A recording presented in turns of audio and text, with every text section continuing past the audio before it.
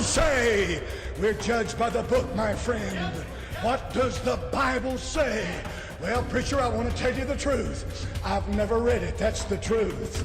Most Christians haven't read it. They've never read it through from Genesis to Revelation. The sad state is that in the church today, most people are as ignorant of the Bible as they can be. That's why they can be tossed from one church to the next church, one doctrine to the next doctrine. It's because we are such a flim-flam bunch, because we don't know anything about God or His Word. It's a sad commentary, but the Bible has not changed. Hell is real. I'm not going there. Jesus Christ said in Matthew chapter number 5, hellfire. Oh, if I thought for a moment I was going to hell, I don't think I could sleep tonight. If I thought for a moment that I may die, my body may cease today, my heart may beat its last. This may be my last day on planet Earth, and maybe your last day on planet Earth. You may be totally, completely, physically healthy right now, but something takes your life away. You could die before the sun goes down. Your body could be lying dead in the morgue down here somewhere, and they'll be having your funeral a couple of days from now. Where will you be? Where will you be? Where will you be? Well, preacher, I just don't believe all that. Oh, you don't, do you? Hell is a furnace of unquenchable fire, a place of everlasting punishment where its victims are tormented in both their bodies and minds in accordance with their sinful natures, the actual sins committed, and the amount of light that they reject. Hell is a place for which God's wrath is revealed as a terrifying, consuming fire, and men live with unfulfilled lust and desires in torment forever and ever.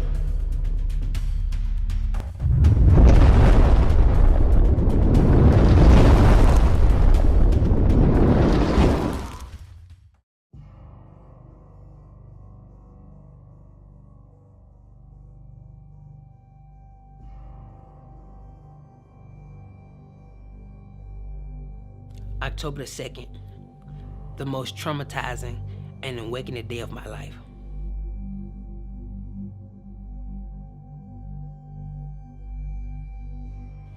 Me and Rob will be married 3 years in this October, and in those 3 years, God has really been growing him, and the way He has been dealing with him has been very peculiar. I mean, the dreams that He brings to him, you only know that it's from God because man couldn't think of these things. I mean, and He backs it up with His word. So the dream that you are about to hear is really a testimony from God.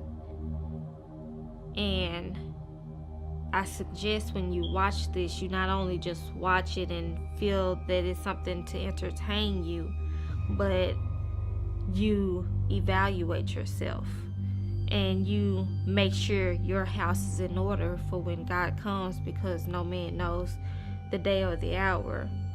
Because I had to do the same thing.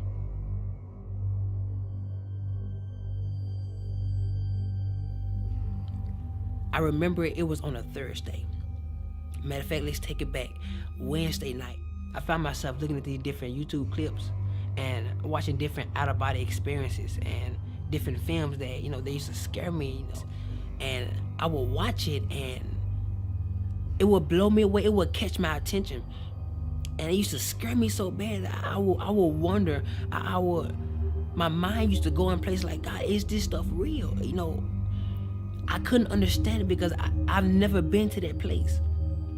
So I found myself praying. I remember walking outside of my apartment, and I was walking back and forth with my eyes closed and just started praying. And I asked God, I said, Lord, if you give me an out-of-body experience, I vow to share your word and to tell the people what I saw. Not expecting that God was going to respond back to that, because I was just praying out. I was just praying, not actually looking for a response. And after that night, the next morning, that Thursday, October the 2nd, I had a dream. And my spirit left my body. It was like I was in my apartment and my spirit got pulled out of my body. And I would go in these different transits, bright color lights. It was white, like, the best way I can explain it would be shoo, shoo, shoo, all the different flashing lights. And I appeared before a blue sky with no clouds. It was like a blue place. No land, no trees, no grass, no water, nothing. There was nothing there but a blue atmosphere. And I would see this atmosphere goes millions of miles upon millions of miles where nothing existed. It was like nothing was hidden. Everything was revealed. Everything was before your eyes. You could see it. And we was in this clear kind of body form, some form of light, as you would refer to a soul or a spirit, and I could see through. It was so transparent, and in front of me was thousands among thousands similar to what I was, and thousands among thousands behind me, and I knew that it was some form of a soul. And in the middle of my chest were seeds, multiple seeds. I didn't know what they were for, and I realized that I was the only being that could actually move out of my place and look and observe, smell, taste, feel. All my senses were active at this point.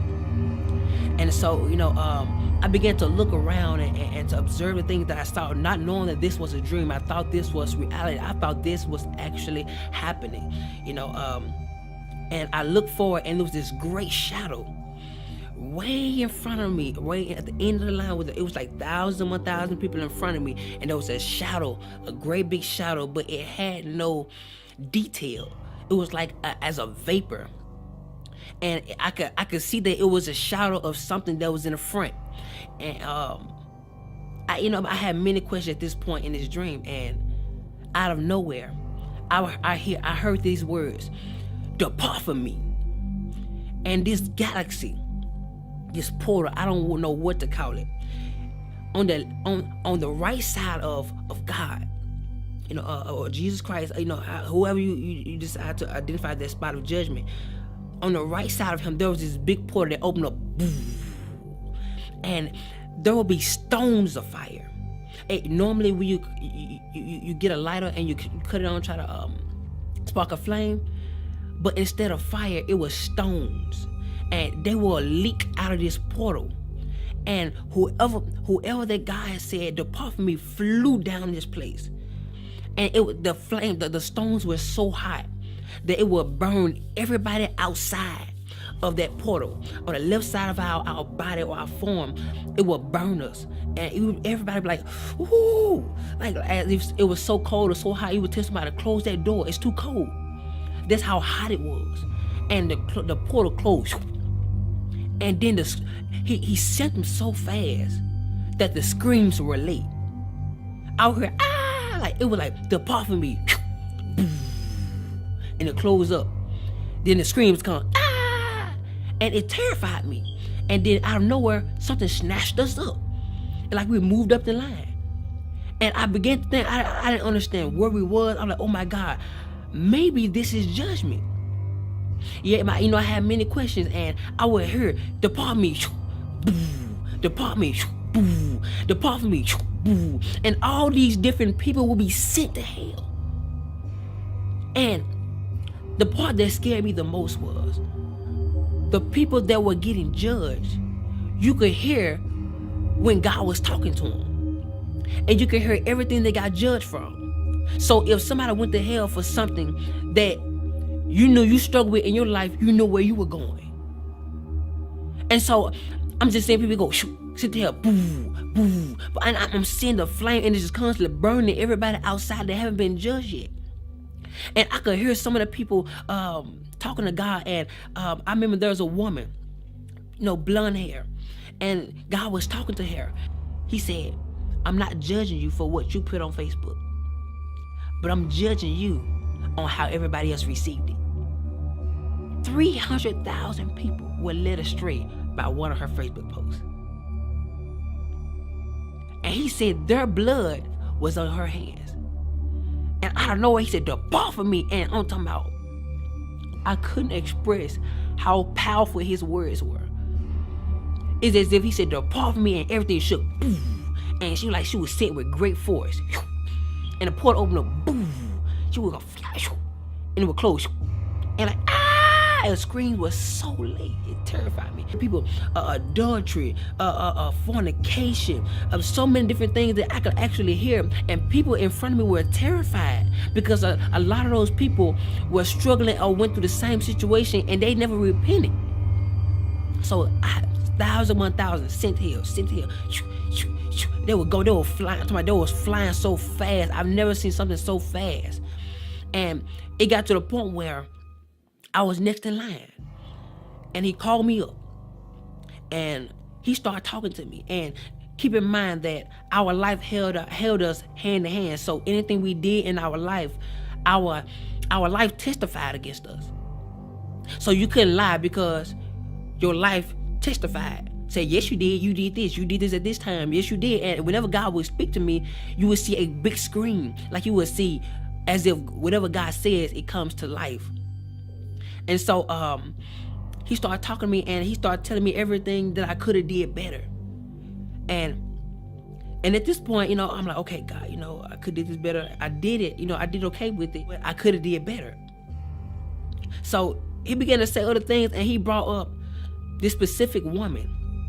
And he asked me, why didn't I forgive her? And he gave me her specific name. I'm not going to say it. He gave me her specific name. And I knew exactly what he was talking about. He asked me, why didn't I forgive her? I said, I did, God. I did forgive her. He said, well, if you forgave her, when you get on the phone and talk to her, why is it that you treat her like the situation happened all over again? And I'm like, God, but I did forgive her. He said, well, if you forgave her, why are those seeds still in your chest? And I looked down. I was like, oh my God. That's what those are for. Those are seeds of what I did in my life. The things I didn't forgive. So he was talking to me, and I was like, oh my God. And he told me, he looked at me and said, because you didn't forgive her, I didn't forgive you some of your sins. And I was like, oh my God. And he started telling me so many other things, and he ain't told me not one good thing yet. And at this point, I'm getting terrified because my mind is starting now going to a place where I'm imagining how hot this fire is finna be when this portal open.